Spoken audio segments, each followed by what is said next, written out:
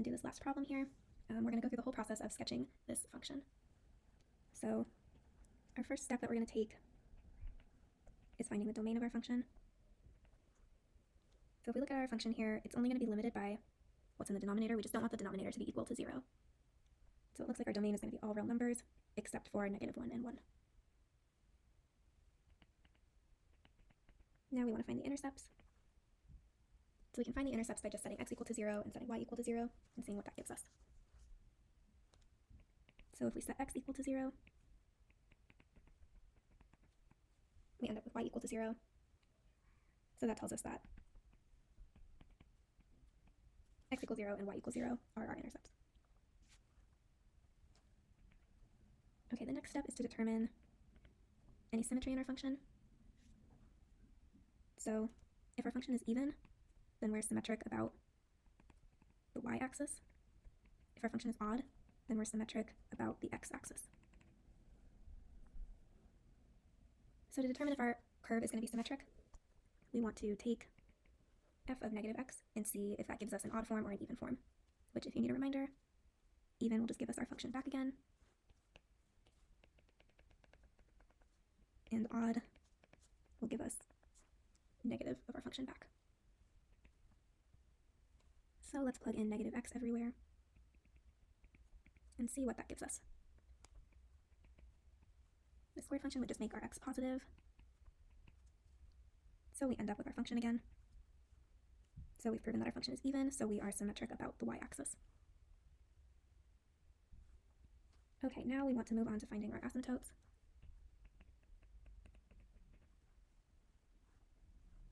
So to find our horizontal asymptotes, we want to take the limit of our function as it approaches positive infinity and negative infinity. So as a reminder, since we're taking the limit as x approaches infinity, we can divide our whole function by the highest power of x in our denominator.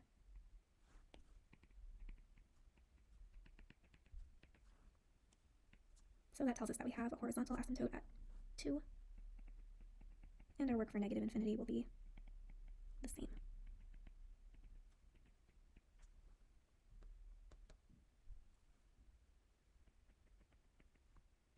Okay, then for our vertical asymptotes, we want to look at all of the values in our denominator that would let the denominator equal 0. So we already figured out that those values are x is equal to plus and minus 1. And since those terms are not in the numerator, we know that those are asymptotes and not holes in our function.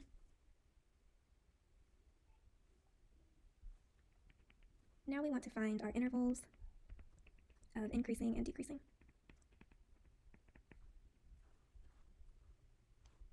So to do this, we want to take the derivative of our function and find our critical points, and wherever our derivative is positive, our function will be increasing, and wherever our derivative is negative, it will be decreasing.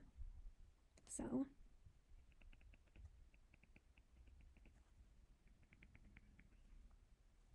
we can use quotient rule to find our derivative.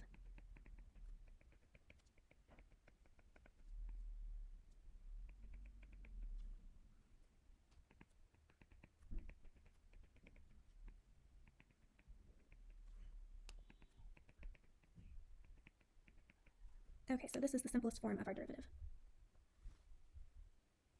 Now we can set that equal to 0 and solve to find our critical values.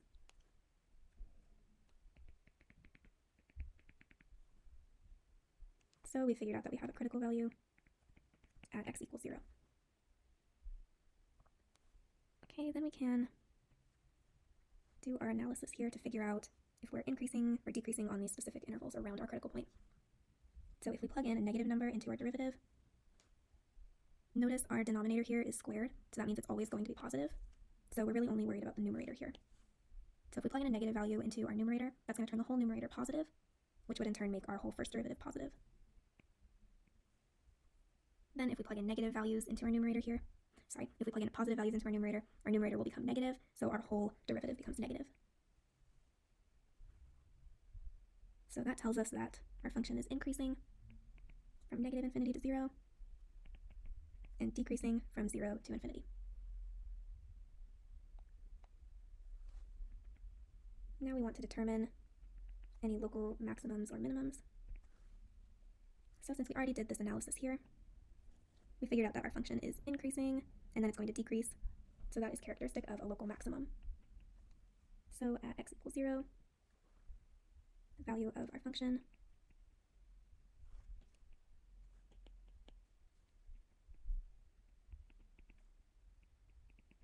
is 0, and this will be a local maximum.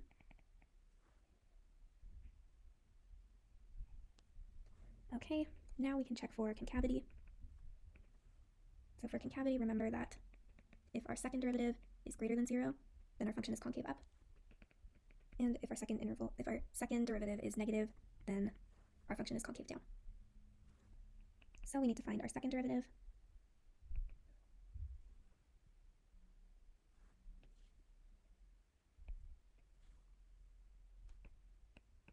So here's our first derivative as reference. And then we can use quotient rule again to find the second derivative.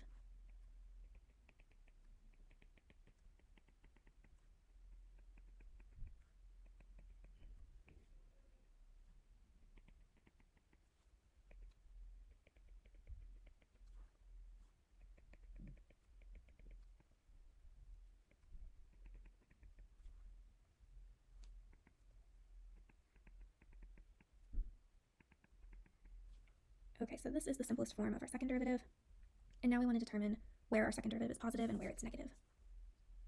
So if we think about our function here, if we're just looking at the numerator, any value that we plug in for x is just going to turn positive, which means that our whole numerator will always be positive.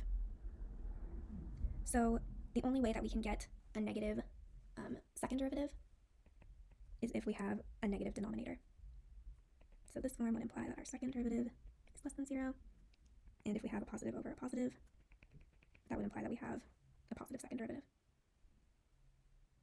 So really we care about what happens in our denominator. So to find out when our denominator would be negative, we really only care about this inside part, because when that inside portion is less than 0, then our whole second derivative will be less than 0. So let's solve this. Since we're taking the square root and we're dealing with inequalities here, I'm going to split this into 2. So for our positive side, we keep the inequality the same, and we flip the inequality for our negative side.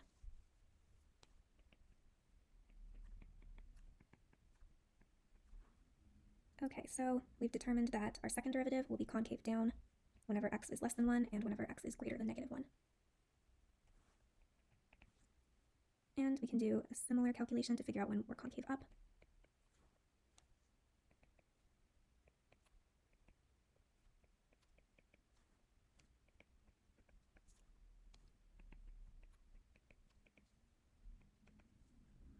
So we're concave up whenever x is greater than 1 and whenever x is less than negative 1. Get out what these intervals are. So we care about x equals negative 1 and 1. So when x is greater than 1, we're concave up. When x is less than negative 1, we're also concave up. And when x is between 1 and negative 1, we're concave down.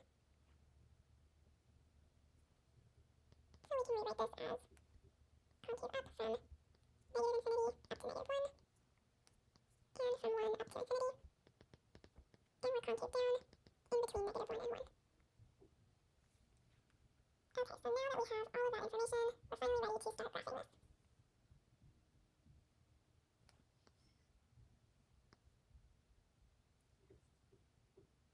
So we figure out that our intercept is at 0, 0, so let's make a point there. And we know that we have asymptotes at x equals positive 1 and negative 1. So let's draw those in.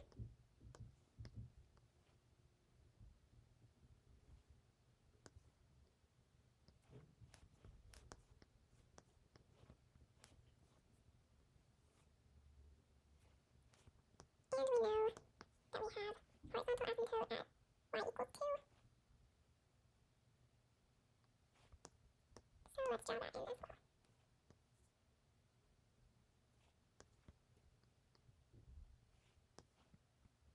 Okay.